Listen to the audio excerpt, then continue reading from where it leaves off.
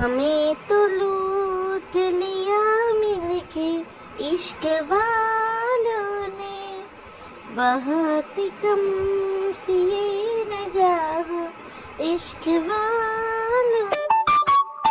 नशा चढ़ा है शरीफी का, उतार फीका है, बेशरम रंग कहाँ देखा দুনিয়া वालों। আসসালামু আলাইকুম দর্শক, সবাই কেমন আছেন? চলে আসলাম আবারও নতুন একটা ভিডিও নিয়ে আপনাদের মাঝে। আজকে দর্শক কথা বলবো এই যে ভিগো লাইভের ক্লায়েন্টকে অ্যাটেন্ড করতে তিশা, সাবিনা আর মিম তিনজন বেরিয়ে পড়েছে একটা রিসোর্টে, যেখানে তারা শুধু তাদের বাচ্চাদেরকে নিয়ে যেতে পারবে, কিন্তু কোনো পুরুষ মানুষ কিংবা স্বামীকে নিয়ে যেতে পারবে না। দর্শক, হঠাৎ করে এমন কি ঘটলো যে কোনোখানে কিছু না তিন বোন মিলে এরকম একটা ট্যুর দিতে বেরিয়ে গেল? তারা কি নিজেদেরকে একতা কাপুরের সিনেমার নায়িকা মনে করছে যে যেখানে তারা এরকম হুটহাট করে বেরিয়ে যাবে? কার বিছানার সঙ্গী হতে, কার বেড পার্টনার হতে এই তিন বোন রিসোর্টে গেল? এবং অবশ্যই তাদের ক্লায়েন্ট ছিল দেখে তারা রাতের বেলা কিন্তু রুম দেখাতে পারেনি। সাবিনা সকালবেলা এলোমেলো বিছানা দেখিয়েছে। কার কার সাথে কে কে এই এলোমেলো বিছানায় রাত কাটিয়েছে সেটার কিন্তু কোনো উত্তর তিশা, মিম বা সাবিনার কাছে নেই। এবার দর্শক একটু বলি, কালকে তিশা একটা ভিডিও দিয়েছে, গরিবের মেয়ে ব্যাংককে, বড় লোকের মেয়ে ব্যাংককে গিয়ে নাচলে কিছু হয় না, গরিবের মেয়ে রিসোর্টে আসলে দোষ হয়। এই কথা একদম পাক্কা আপনার তিশা সঠিক বলেছে যে শারমিন কিন্তু হঠাৎ করেই কোথায় যেন একটা কুবেরের ধন পেয়ে মালয়েশিয়ায় গিয়ে রাত কাটিয়ে এসেছে। রাত কাটিয়ে বলবো ভুল হবে, রাতের পর রাত কাটিয়ে এসেছে, কখনো মালয়েশিয়া কখনো সিঙ্গাপুর। তো আমাদের শারমিনের স্বামী রাজ, সে হচ্ছে সবাইকে বলেছিল যে সে চ্যানেল থেকে বিদায় নিচ্ছে, আর ভিডিও করব না, ভিডিওতে ভিউ হয় না তাই।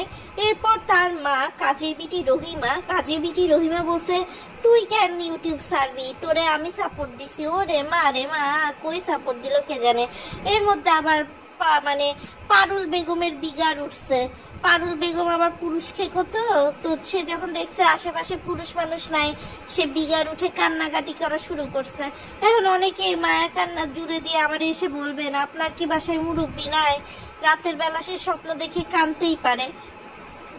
দেখেন, ভবের পাগল তো ভালো না। রাতের বেলা কাঁদবো, সকালবেলা হাসবো, তার সামনে তার ছেলের বউ টিকটক করবো, আবার তার মেয়েরা সকালবেলা এসে পার্টি মুডের মতো করে হরেক রকম নাস্তা খাবে। শাশুড়ি কাঁদছে যে আমার এদিকে বউয়ের বড় ভাইয়ের বউয়ের সাথে রাতের বেলা 4টের সময় ফুষ্টি নষ্টি করে চা বানায় খাচ্ছে। বড় ভাবির হাতের আদরের চা, সুহাগ, কেয়ার, মানে আর কি বলবো দর্শক। আর এদিকে পরদিন দেখি মিষ্টি ডিম দিয়ে একেবারে জামাইকে বরণ করে খাচ্ছে। আবার 15,000 ভিউয়ার্স আর খুশিতে প্রতিবন্ধী চ্যানেলের দেখলাম কেক কাটতেছে। আবার দেখি আজকে আবার সবাই মিলে ঘুরতে বেরোয়েছে। মানে কি আর বলবো, মাল্টিব্লক শারমিন থেকে এখন মাল্টিবক্স সুরাইয়া না কি যেন আরেকটা নতুন ধইরা নিয়ে আসছে। আর আমি একটা কথা বুঝলাম না, এই যে শারমিন আমার চ্যানেলে এসে কমেন্ট করে গেছে, ভাবছে আমি বুঝি নাই। অনেকে আপনারা আমাকে বলেন যে আমি নাকি তিশাদের দালাল।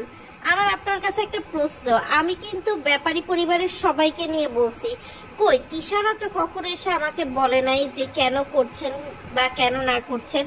শারমিনের এত ভয়, এত জুজুবুড়ির ভয় শারমিনের, যে সে আমার ভিডিও দেখে ভয় পাইয়া গেছে যে কিরে, এ যদি এখন এরকম ভাবে ভিডিও দেয় তাহলে তো আমার বাদশাবাদ যাবে গা। এই ভয়ে শারমিন তো একেবারে কাচুকুচু হইয়া গেছে। সে আবার এসে কি কমেন্ট করছে আমার চ্যানেলের দর্শক আপনাদেরকে একটু পড়ে শোনায়। আমাকে বলেছে, আপনি কি পাগল? শারমিনের পেছে লেগেছেন কেন? আপনি কি চোখে দেখেন না বাবু নিজের মা বোনকে দিনের পর দিন কিভাবে অসম্মান করলো মিমের কারণে? আমার মনে হয় আপনি আসলেই একটা পাগল।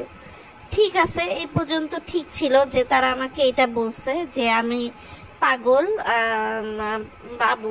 তো বাবুর মা বোন কবে বাবুকে সম্মান করছে এটা কি কেউ বলতে পারবেন? এটা কিন্তু কেউ বলতে পারবেন না যে আসলে কবে বাবুর বোন বা মা তাকে সম্মান করছে। বাবু নিজে যখন মিমকে বিয়ে করেনি, ব্যাচেলার হিসাবে ছিল, বাবুকে এক পাশে শুতে দেয়া হতো, সেই রুমের মধ্যেই তারা খাট রাখতো, শারাফাত শারিফা ওখানেই খেলতো, বাবু এক কোণে শুয়ে থাকতো। বাবুকে কোন সম্মান তার মা বাপ করছে? আরেকজন সে আমাকে বলেছে, মানে ওই ব্যক্তি আমার আরেকটা ভিডিওতে বলেছে, আপনার কথা বুঝতে আমার সমস্যা হচ্ছে, আপনি কি বলতে চাচ্ছেন? শারমিনকে চ্যানেল খুলে দিয়ে এই প্ল্যাটফর্মে এনেছে বলে কি যা ইচ্ছা তাই করবে, যা ইচ্ছা তাই বলবে ওরা তিন নষ্টা বোন? আচ্ছা, আপনি দেখেননি যে মিম নিজের চাচাতো বোনকে নিয়ে কেমন মিথ্যাচার করছে? মিম কয়েক মাস আগে যখন হোটেলে বাসর করেছিল তখন কি আবদিয়াকে নিয়ে হোটেলে উঠেছিল? এইবার সাজানো ফাইজলামির বিয়েতে কেন শারমিন বা ওর মা আবদিয়াকে জোর করে নিজেদের সাথে নিতে হবে? বহুদিন ওই তিন নষ্টা বোন শারমিনদের বাড়ি গিয়ে রাতে থেকেছে ফুল ফ্যামিলি নিয়ে। আপ্যায়নের কি কমতি দেখেছিলেন আপনি? ওই আপ্যায়নের শিখে পরিমাণ কি কখনো তিশাদের তিন বোনকে করতে দেখেছেন? আপনি শারমিনকে নিয়ে যে মিথ্যাচার করছেন সেটা ঠিক করছেন না। আমি ওই তিন বোনকে যেমন অপছন্দ করি ঠিক ততটাও শারমিনকে অপছন্দ করি। শারমিনকে আমি অনেকবার কড়া কথা বলেছি, এমনকি গালি দিয়েও কমেন্টস করেছি ওর লাফালাফি আর নষ্টামির জন্য, কিন্তু তাই বলে শারমিনের নামে মিথ্যা বলে অন্যায় করতে পারি না। শারমিনের বিয়েতে ওই তিন বোন কি ভিডিও করেনি, নাকি আপনার চোখে সেগুলো ধরা পড়েনি? কিসের রোস্টিং করতে এসেছেন আপনি? কয়েকটা উল্টাপাল্টা কথা বলে আপনার রোস্টিং শেষ হয়। চোখ কান খোলা রেখে রোস্টিং করতে, সেটা না পারলে চুপ করে থাকেন। অযথা নষ্টদেরকে আরো নষ্টামির জন্য সাহস দেবেন না। আমি চোখ কান নাক মুখ সবকিছু খোলা তো রাখি, তার সাথে আমার বুদ্ধিটা খোলা রাখি। যে আপুটা বা ভাইয়াটা কমেন্ট করেছেন তাকে বলতে চাই, আমি আপনার মতো হাফ বুদ্ধিতে চলি না, ঠিক আছে? আপনি এক নম্বরের কথা কি বলেছেন যে শারমিনকে খুলে দিছে দেখে যা ইচ্ছা তাই করবে? না, শারমিনকে খুলে দিছে দেখে তারা যা ইচ্ছা তা যেমন করবে না। আবার শারমিন এই যে আজাইরা কথা বলতেছে, এটাও ভুল কথা। শারমিনরা নিজে কত নষ্ট আপনি দেখেননি? কোন চট্টগ্রামের কোন ওয়াজ শরীফের কোন শরীফে গেছে, পদ্মার চরে ঈদের পরে মঞ্চে গিয়ে নাচছে, গলায় মালা পরে গান গাইছে, এগুলো কোন নষ্ট করে? আমি তো মিম সাবিনা তিশাকে কখনো এরকম লোকসম্মুখে বাইরের একটা প্রোগ্রামে, আমি এখানে মিমের মিথ্যাচারে কোনো কিছু দেখছি না। মিম যদি মিথ্যাচার করে তাহলে শারমিনরাও মিথ্যাচার করেছে। হোটেল আবদিয়াকে নিয়ে যায়নি এটা যেমন সত্যি, মিমের আপন চাচাতো বোন হিসাবে আবদিয়াকে নিয়ে যাওয়ার কথা বলাটা আসলেই শারমিনের মায়ের উচিত ছিল। আর আপনি শুধু মিম বা তিশারা ওদের বাড়ি গিয়ে ওই ভর্তা খাইছে বা ওই ডাল খাইছে, ওই ইলিশ মাছ ভাজা খাইছে, ওইটুকু দেখলেন। দিনের পর দিন মিমের বাড়ি এসে এই যে শারমিনের মা, শারমিনের বড় ভাবি, বিল্লালেরা যে এসে গিলছে, শারাফাত শারিফা এসে যে আবদিয়ার চকলেটে ভাগ বসাইছে, এগুলো আপনারা দেখেন না? শারমিন আর কতভাবে ইউজ করলে শান্ত হবে সেটার প্রশ্নের উত্তরটা পারলে দিয়ে যাবেন।